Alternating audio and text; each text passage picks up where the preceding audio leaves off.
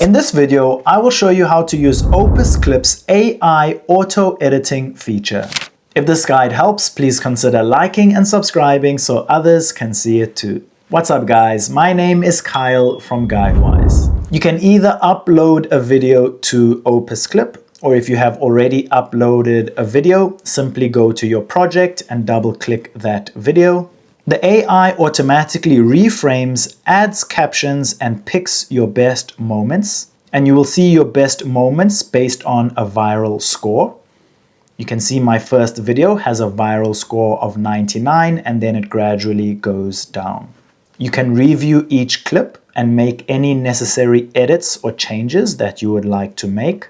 You can add captions, trim, or add branding. Once you are happy with all of your edits, you are then ready to export your videos. If this video helped, don't forget to like and subscribe.